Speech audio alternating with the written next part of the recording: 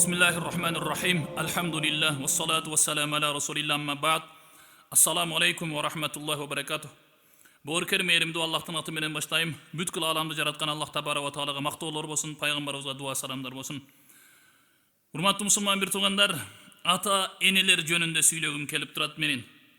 Динибизде атанын эненин колуну өбүү бар, урматтуу мусулман бир тууган.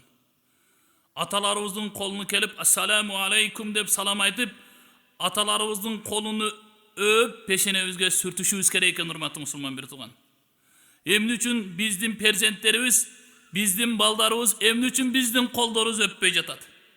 Эмне үчүн дегенде, кече ата энелерибиз тирүү кезинде ата энелерибиздин колуну өпкөнүнү алар көрүшкөн жок балдарыбыз, урматтуу мусулман бир туугандар. Ошондуктан биздин колубузду өппөй жатат. Урматтуу мусулман бир тууган жамаат, ким энесинин бутуну жууду колун көтөрсүн десем, 300-400 адамдын ичинен 4 гана адам кол көтөргөн. Ошондуктан урматтуу мусулман бир тууган, ата энени сыйлаш керек, урматташ керек, ата энелердин колуну өбүш керек, ата энелердин бутуну жууш керек, урматтуу мусулман бир тууган. Эмне үчүн ата энелердин колун, урматтуу мусулман бир тууган, бир өбүш керек? Бул аталардын, энелердин колу орун басары жок, урматтуу мусулман бир тууган. Ата эне өтүп кеткенден кийин 11 тууганың болсун, эжең болсун, агаң болсун, иниң болсун, карындашың болсун, энеңдин ордуну баса албайт, урматтуу мусулман бир тууган. Аталарды карасаңыз, урматтуу жамаат, колдору калтырап турат. Эмне үчүн? Перзенти үчүн, сиз үчүн, биз үчүн ылай деп иштеди. Не деген кыйынчылыктарга өзүнү башыны салды, урматтуу мусулман бир туугандар. Караңыз, ошондуктан бул колду өбүш керек. Бул кол өбүүгө татыктуу, урматтуу мусулман бир туугандар. Аталарыбыздын колун карасаңыз калтырайт. Эмне үчүн? Ушул балам машинелүү болуп калса экен, ушул балам үйлүү болуп калса экен деп, окумуштуу болуп калса экен деп, өмүрүнүн бардык кыйынчылыкка башын салды. Урматтуу мусулман бир тууган, мен айтып коеюн. Ата үчүн бул кыйынчылыктар эчтеке эмес, бул кыйынчылыктар. Бул кыйынчылыктарга, башка кыйынчылыктарга ата чыдайт, урматтуу мусулман бир тууган. Бирок ата бир нерсеге чыдай албайт. Ата эне бир нерсеге чыдай албайт. Билесизби кайсы нерсеге? Перзентинин, баласынын онтоп ыйлап жатканыга атанын жүрөгү чыдабайт. Ата башка бардык нерсеге чыдайт, урматтуу мусулман бир тууган.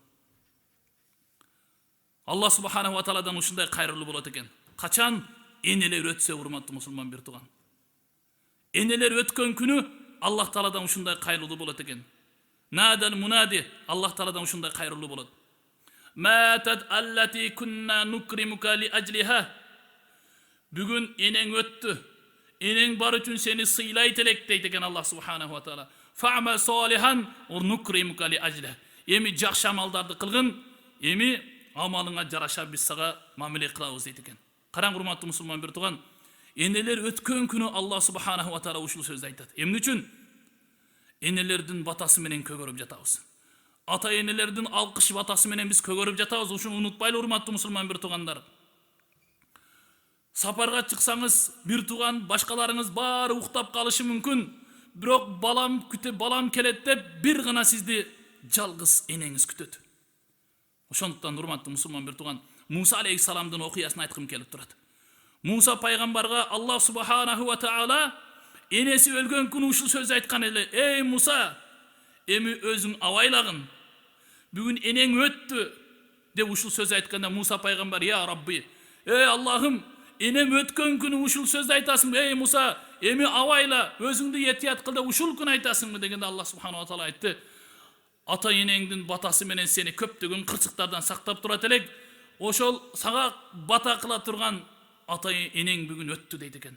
Ошондуктан, урматтуу мусулман бир тууган, ата энелер тирүү болсо сыйлайлы, урматтайлы. Ата энелердин тирүүнө кадырына жетели, урматтуу мусулман бир туугандар. Ата энебизге 1 килограмм эт болсо дагы алып келип, ата энебиздин курсагын тойгозуп, бата алышыбыз керек экен, ата энебизге жедирип туруп. Биз ата энебиз өткөндөн кийин койлорду, башкаларды союп бата алып атасак эмне кереги бар? Аны ата энебиз жеген жокпу? Ата энебизге жетирип бата алсак, алхамдулилlah, жакшы болот эле. Ошондуктан пайгамбар саллаллаху алейхи ва саллям айтат: "Мен арда валидейхи факад ардаллах." Kim ata-enesini razı kılgan bolsa, Allah al bendenen razı bolat деген пайгамбар. Ата разы, Худа разы дейт кыргызда, урматтуу мусулман бир тууган. Келиңиздер, ошондуктан ата-энелердин тирүү кезинде кадырына жетип, ата-энелердин колун өп, ата-энелердин алкыш батасын алалы. Эртең өтүп кеткенден кийин аттиң ай деп өкүнүп калбайлы. Ата-энелер өткөндөн кийин ата-энелердин басып жүргөн көчөсүнө зар болобуз. Ата-энелердин кийип жүргөн бут кийимине зар болобуз. Муну көрүп жүрөбүз, урматтуу мусулман бир туугандар. Ошондуктан эмне кылышыбыз керек экен? Ата-энелердин тирүү кезинде ата-энелердин курсагын тойгозуп, ата-энелердин дуасын алышыбыз керек экен. Ата-энелердин өткөндөн кийин койлорду союп, канчалаганы хайыр ихсандык кылып, ата-энебиз жебе салган эмне пайдасы бар? Ошондуктан урматтуу мусулман бир тууган, ата-энелерди тирүү кезинде сыйлайлы, урматтайлы, ата-энелердин кадырына жетели. Ассаламу алейкум ва рахматуллахи